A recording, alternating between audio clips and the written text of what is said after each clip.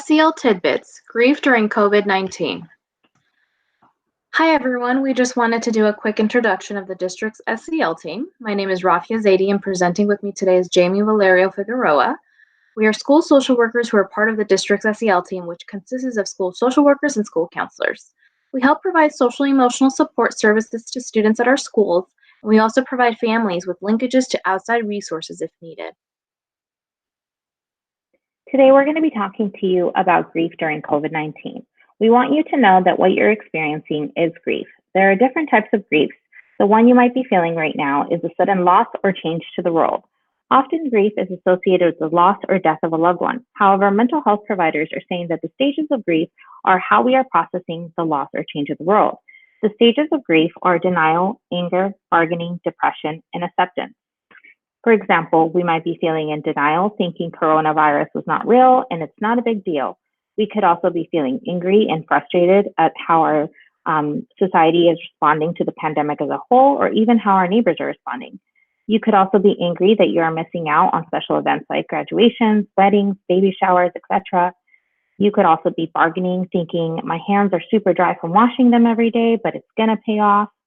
We hear a lot of adults are feeling depressed or helpless these days, thinking that this is never going to end, and we focus on the negative, like we're never going to have school again.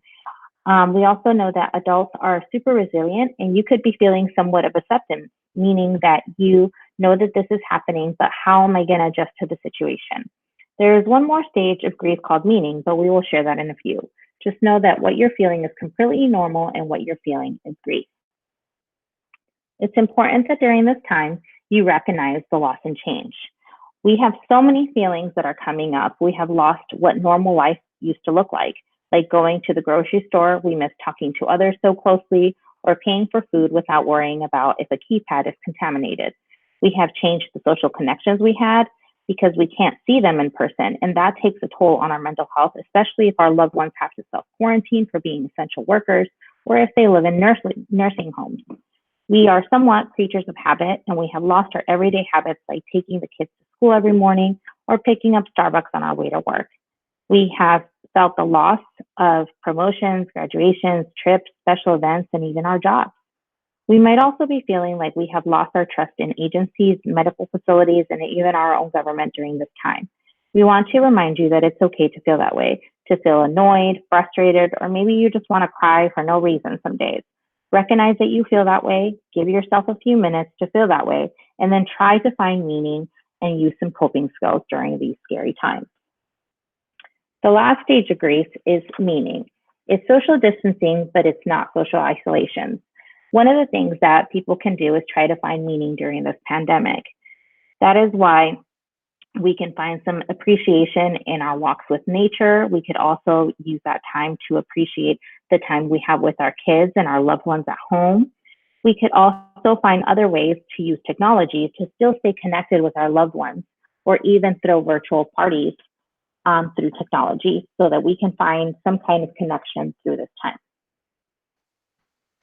During overwhelming times like these, it is essential to have good coping skills. So what are coping skills, you may ask? Coping skills are things you can do and engage in that help you tolerate or minimize stressful situations and overwhelming emotions. So some examples are meeting with your adult friends through platforms such as Zoom, Google Hangout, FaceTime, etc.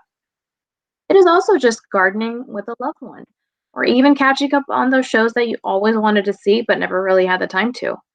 It's also good to just practice mindfulness and guided breathing. You can do this by utilizing mindfulness apps, mindfulness videos on YouTube, or even just simply taking 5 minutes to sit quietly before you go to sleep. Also, try to cope through joy with the little things in life, such as tea time with the members of your family, making TikTok videos with your kids, or even just joining your kids on Go Noodle. That could be something that you can do on a daily basis. We urge you to find some good coping skills that you can utilize when you're feeling overwhelmed with different emotions. Like Jamie said, this is a time to social distance, but not socially isolate. So reach out and communicate with friends and loved ones if you feel like you are struggling. We also just wanted to let you know about a great resource called Care Solace. Care Solace is an organization that has partnered with our district that helps you find mental health resources, such as therapists or counselors who work with your insurance. The link listed takes you to their website where you can find amazing resources, and from there, the organization can guide you through the process of securing an appointment with a mental health care provider. For more social and emotional resources, please contact your site's admin or SEL team member. We hope you found this information helpful, and remember, you are not alone. TVUSD's SEL team is here to support you.